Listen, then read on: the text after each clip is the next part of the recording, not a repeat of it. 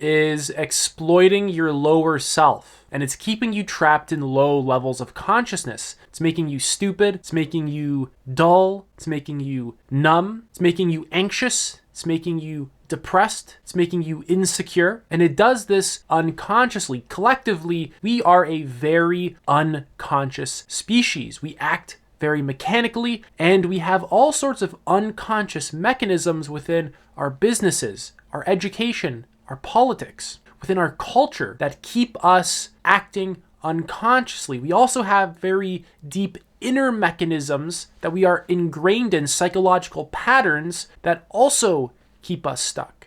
And all of these sort of unconscious mechanisms and patterns, they reinforce our ignorance, they reinforce our unconsciousness, and they reinforce our stupidity. So what exactly is being exploited? It's all sorts of our lower desires, the most basic ones that we need in order to survive, the desires that can be traced back through our evolutionary history, the ones that we have been given through our great ancestors, however many years ago. So they are desires for status, desires for validation, desires for instant gratification, a focus on materialistic goals, fears and insecurities, our impulsivity, our compulsions, our addictions, our need for security, and our need for belonging. It's all of the lower stuff on Maslow's hierarchy of needs that is being exploited. Because when it comes to those lower needs, we get very reactive, we get very impulsive. It's around these lower needs that it's very hard for us to really be aware, think clearly, be conscious and self-aware. These are all the things that really, when they push your button, they get you to react. People are doing that in order for them to personally gain from it. So we are literally acting like chimpanzees. I mean that like very literally. It's all of the most animalistic and primitive stuff inside of us that people are exploiting for their own personal gain. And when I say them, I don't mean some sort of like evil genius who's like calculating this whole thing, or some like, Illuminati evil group and we have to go hunt them down. The people who are exploiting others are also at low levels of consciousness, because exploitation itself is a survival strategy that is used by people at low levels of development. So the exploiters are actually robbing themselves of higher levels of consciousness as well by continuously doing these survival strategies. They're exploiting other people and they're really exploiting themselves. It's very, very deeply unconscious. Modern society is completely dominated by business. There's no domain of life that is untouched by business. Healthcare, education, food and nutrition. Everything is absolutely touched by business. This is spiral dynamics, stage orange, if you're familiar with the spiral dynamics psychological model. And we're basically really stuck within our sort of capitalist era. And with this comes a bunch of values, a bunch of mindsets, a bunch of actions, a bunch of basically behaviors that will continuously reinforce themselves until we become aware of them and really change them. So businesses and marketers very carefully engineer systems that are designed to exploit your desires for status, for validation, for approval, for security, in order to personally gain from it. And over time, this basically creates a culture that values all those lower consciousness things and is very ignorant of higher consciousness values and just higher levels of consciousness. So things like consumerism, things like advertising are all designed to exploit you. Consumerism exploits your desires for approval, for status, for instant gratification. Same thing with a lot of advertising. It exploits certain fears that they have. They have psychologists and teams of researchers that specifically focus on how they can get you to react, how they can trigger you to purchase whatever it is that they're trying to sell. And I want to make it very clear that I'm not trying to paint anyone as like a big evil boogeyman. More so what I'm trying to say is that unconscious people are exploiting other unconscious people, and it's this sort of like feedback loop of just unconsciousness that we have to see very, very clearly. So the information in this video is going to be very, very useful for surviving in modern culture, because you are being exploited left, right, and center. Like, it's absolutely everywhere. And this video is honestly just a few of the ways that you're being exploited, not even close to all of them. It's just a little bit of a wake-up call and then a what to do at the end of it. So, of course, I mentioned consumerism, businesses and marketing, advertising. The next thing I have written down over here is the entertainment industry. The entertainment industry is fantastic at distracting you from your own life. It basically completely pulls you away from anything that is meaningful and authentic to you, and kind of just replaces that with very shallow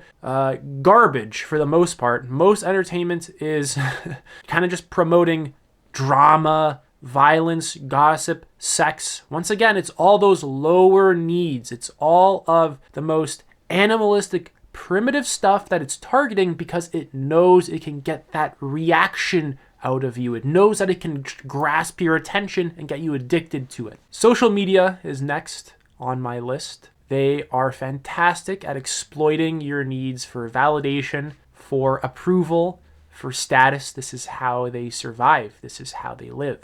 Another very interesting one is our work culture. We are extremely overworked, burned out, stressed. A lot of the work, if not most of the work that is available in the modern world, is deeply, very deeply unhealthy and continuously promotes cycles of unconsciousness. And when we're overworked and we're burned out, we are very easily exploited.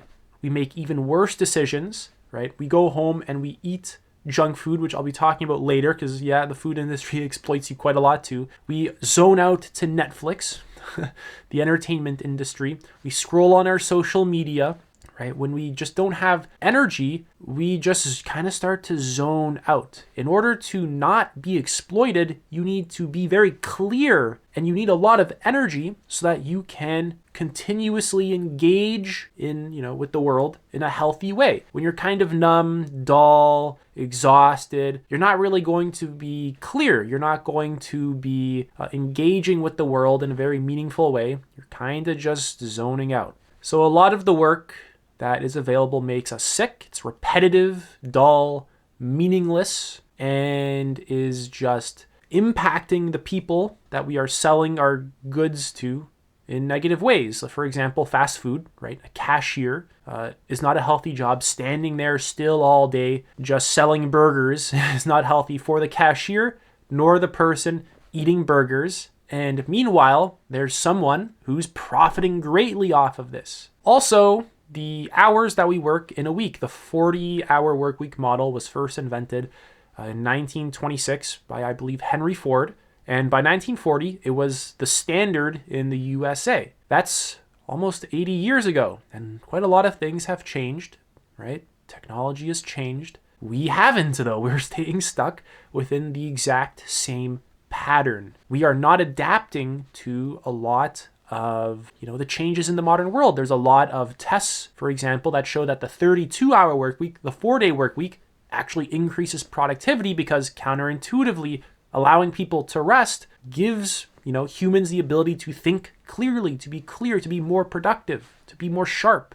Our work is better, right? So we're basically operating with a very outdated model and we're not changing it. Next is the beauty industry and beauty standards. This targets everyone, but especially women, right? Women, unfortunately, compare themselves to photoshopped images of other women, and it's ridiculous. It's completely unrealistic, especially a lot of men, right? They have certain, now because of the beauty industry, they have certain expectations of what they want a woman to look like that is completely unrealistic. They're photoshopped and edited by teams of people designed to grab your attention because, once again, this is how they survive. Businesses need to grab your attention in order to survive. That's how they sell you stuff. They hook your attention and then, they try and sell you stuff. So the beauty industry is fantastic at exploiting insecurities and then selling products. They get your attention, right?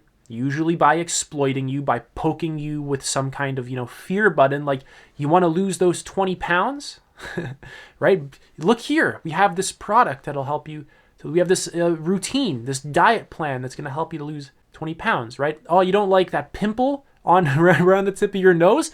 Here, look, we have this like cover-up cream that we can sell you, right? Get rid of that pimple, right? And it's just very carefully targeting insecurity, right? So political manipulation is another one. Of course, political entities exploit fear, anger. They make us feel very divided from, people with differing political views, right? The whole political environment is extremely divisive nowadays, and, people do this for their own personal gain. And it doesn't really build an understanding of why people are left-wing or right-wing. There's good reasons why people have the values that they have, why their mind operates in certain ways, right? But the, whole political manipulation scene, of course, that doesn't really matter. People have a very selfish, egoic agenda that they want to, fulfill, right? And things like understanding and like building harmony amongst, the population doesn't fucking matter to them. Next is media influence. This is a pretty obvious one, I hope, that the news is highly controlled. What is being taught to you is, highly controlled. And of course, it's even designed to increase anxiety, distort your views of reality, and basically, do these kinds of things to keep the audience engaged. Once again, they're trying to grab attention, right? They keep you afraid. They keep you reactive. This is how they survive. I think there's only like a few companies that own a lot of the media anyway. I'm not sure how many, but apparently it's like, don't, exactly quote me on this one, but there's only like there's only like a few, like in the single digits amount of companies that, own most of the media, most of like the news stations, things like this. But yeah, a lot of it is kind of just designed to get you to react, right? There's been a murder down the street, and then, oh, look at what Donald Trump's doing, and then, look at what Biden's doing. It's just we're reacting to stuff nonstop. There's no real understanding of why anything is going on, and it's kind of keeping everyone in just anxious loops. Meanwhile, the news profits off of your attention on the news. The next one is the education system. This is a very interesting one, right? Ideally, our education system should be designed to educate people. But this isn't really how systems actually work in the real world. The education system has certain standards and ways of behaving. And if you don't fall within those sort of categories, you're kind of just ostracized, right? You're not accepted, right? And if you don't do things according to a very specific way, you fail, right? And that really impacts your ability to survive in the modern world. This basically, we don't really have a lot of creativity because of it. Right? We don't have any holistic learning, like basically whatsoever, in most education systems. Our minds are brought up in very specific ways. They're conditioned in very, very specific ways. And because of this, we kind of just lack a holistic education system. And we also very deeply lack individual support. We have that sort of cookie cutter,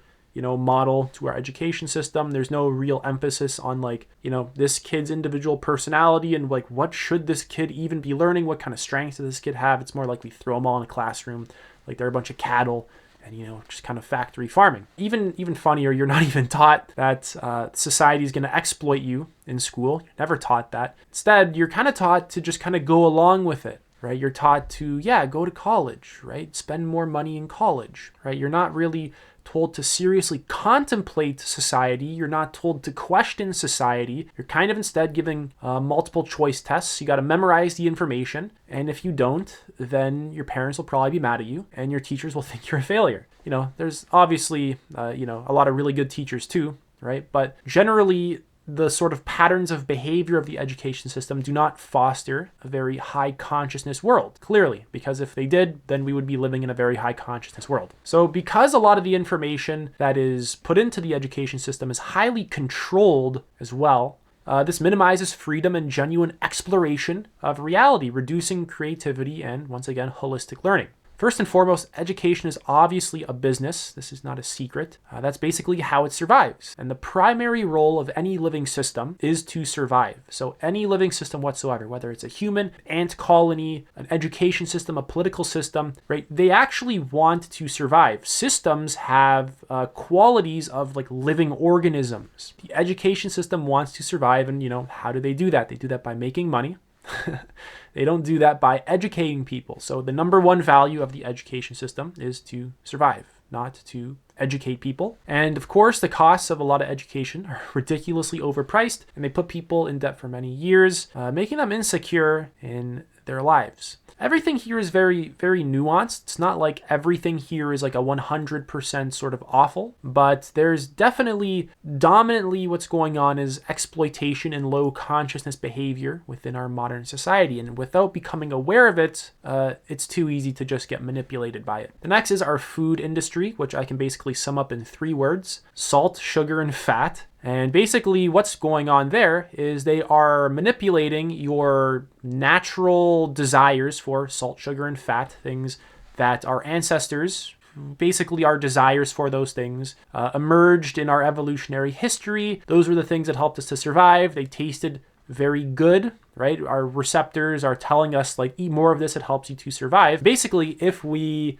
fill up a burger with a bunch of salt and fat, our receptors will tell us like, yes, eat more of this, it's helping you to survive, right? But actually what's really going on is, of course, our natural cravings are being exploited, right? Our sort of natural guidance mechanism is being exploited. We've basically figured out, right? Scientists, teams of people have figured out what gets us, excited, and, what gets the dopamine spiking, right? And then we fill up our food with that, and now we sell it, right? Of course, even if you just look at the most popular foods, what are they? Pizza, burgers, fries, burritos, tacos, junk food, fast food. What's the most popular? Drinks, high sugar drinks, stuff like that, right? So of course, this leads to overconsumption and, obesity, health related issues. And the food itself makes us just very mindless, and it's designed to get us addicted to it. Right? It's unconsciously designed to get us to crave it. That's what happens when you get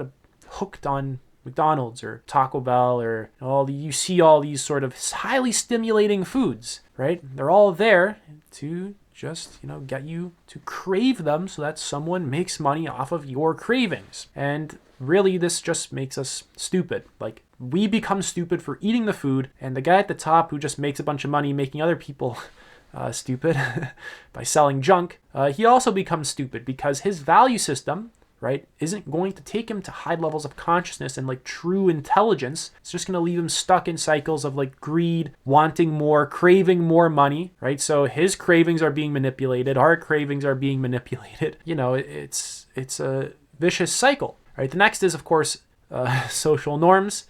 Social norms basically exploit fears of rejection, desires for belonging, leading us to conform to behaviors that don't really align with our true selves.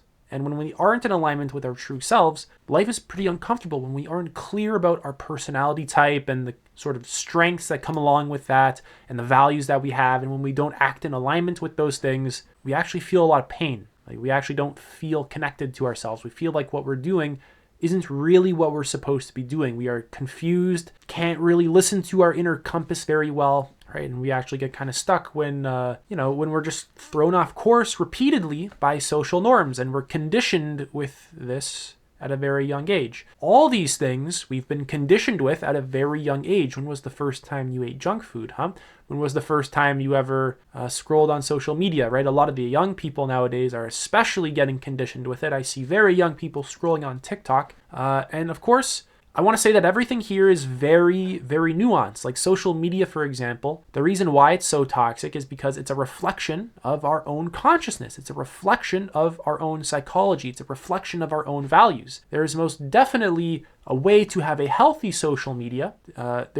We can even put healthy information on there, but it's just a very, very direct reflection of the human psyche. Right? The reason why it's so disgusting is because we're disgusting, is because our unconscious crap just kind of gets projected onto social media, posted on social media, and the whole world can kind of see it. So it's not like the food industry is just evil or like the education system is just evil and bad, but there's certain components and certain mechanisms and certain patterns that reinforce unconsciousness within mass amounts of people, and basically they're going to be here for a while unless we begin to actually become aware of them and change them and really shift our consciousness, which basically brings me to the next point is what should you actually do about this? Basically, I don't want you to take out torches and pitchforks and, start an angry mob. I want you to value your own consciousness. I want you to raise your own consciousness. This is how mankind evolves. Mankind's consciousness goes from lower levels of consciousness and then gradually increases over time as we develop. So if you raise your consciousness, this is the most effective way to combat all of these problems. I'm going to be giving you quite a few ways to actually do that. The first is awareness. Observe this stuff in real time. Observe the BS of advertising. Observe the BS of the education system. Observe the BS of the pharmaceutical industry. Basically, observe how much exploitation exists. Observe exploitation in the workplace. Observe exploitation in work culture. Observe human stubbornness to change, right? Don't judge it as good or bad or anything. Just observe it. Just look at it. Look at it, and that's it. Right? You want to make yourself just aware of it. Next is just critical thinking and contemplation. So you want to contemplate this stuff. Have you ever decided to sit down and contemplate life? Ever? Have you decided to just sit and just think about life? And that's kind of it. So basically what we're doing is we're just building awareness and then we're just contemplating, what we're seeing. We're basically making very direct observations about, what we're observing. We're observing something and we're getting clear about it. Next is limit exposure to basically everything that I told you on this list, all the ways in which can be exploited. Of course, you want to set strong boundaries with them. Don't just expose your mind to TV and advertisements and junk food. Just start cutting a lot of this stuff out. You need strong boundaries and you actually need to maintain those boundaries. Next is to seek balance, right? You actually have to figure out how to design a life for yourself that optimizes your physical, mental, emotional, spiritual well-being. That, optimizes your health, because you're not healthy if you're always getting exploited by society. Speaking of health and being exploited by society, why do you think there's so many mental health problems nowadays? Why do you think there's so much depression and suicide and anxiety, right? I wonder what's going on there. The next is to actually educate yourself. Seek multiple and diverse perspectives. Don't get stuck in any one particular ideology. You want to expose yourself to a bunch of different stuff. Expose yourself to right-wing beliefs, left-wing beliefs, different religious traditions, science, right? Psychology, different self-help practices, different, diet philosophies. Like expose yourself to a bunch of different information. Don't get stuck within any one particular ideology, because that becomes a trap. Ideologies exploit you as well. Different belief systems exploit you, right? Believe in Christianity or else you're going to go to hell, right? They're just poking that fear button inside of you. So school alone won't do this properly for you. You actually need to value education yourself and make it a part of your everyday life. The next one is practice mindfulness meditation. Right? You need to observe yourself. You need to observe your addictions, compulsions, impulsiveness. You have to observe your reactions. You have to observe your thoughts, your emotions, your fears, your sensations. And basically, over time, you're going to just not react to being exploited by your environment. You're going to be unexploitable because your awareness is grounded and you can just see what's going on and where your environment is poking you, right? And you're not going to be thrown off course by it. Right? So basically, meditation is a good way to resist impulsive and harmful influences. Another good one is to value health, exercise, stretch, actually touch your toes, man, do the splits, learn how to have a flexible body. Don't have stiff muscles for the rest of your life. You want to actually have a flexible body. It's healthy for you, right? So eat dominantly fruits and vegetables, right? Go to a nutritionist and figure out what do I even eat? What's good for me specifically? You want to really just use health, right, and all the things associated with it to build clarity inside of you. You want to be clear, and the only way to be clear is to be healthy, right? Sleep 8 hours, a minimum every night. The next one is to seek support. Find or create a like-minded community. We're very social beings. The world is way too individualistic nowadays. Back in our evolutionary history, we grew up in tribes and communities, right? And we supported one another. We helped to hunt, to take care of the sick, the weak, the elderly. There's certain healthy things about that. There's very healthy things about that. You're supported by people, you're looked after by other people, and you look after other people. So you provide value and you receive value, and it's a very sort of interconnected sort of web of people, right? It's very useful for survival, and it's healthy. It's a need that we actually have. We can't live in this hyper individualistic way. It's very dysfunctional. You actually need a lot of connection from other people. Next is to take action, right? Get involved in ways that you can and create change, right? Getting involved can be anything, right? If you are interested in politics or something, you can do something there. You can make videos, you can teach, you can do a lot of things, right? You can make art that is, inspiring people to raise their consciousness. There's so many ways to actually create change. It's kind of up to you to figure out how you want to go about doing that. So I want to really emphasize how I'm not really trying to paint a boogeyman out of anyone in particular. I'm not trying to, say someone is like evil. Right? It's just we're a very unconscious species, and unconscious people are impacting other unconscious people in harmful ways, because that's what unconscious people do, and we're not even seeing it. And now we have a pretty sick society, and how do we get out of this mess? The first thing we have to do is really become aware of it, and that's exactly what this video is doing. I'm just helping you to become aware of it. That's it for this video. I am currently offering one-to-one coaching. You can book a free call with me. Link is in the description. I also have a free book list that's very powerful. It's really good for starting your personal development journey and even becoming aware of all this kind of stuff. And I also have a self-awareness worksheet that you can check out. It's all very useful. Take it easy.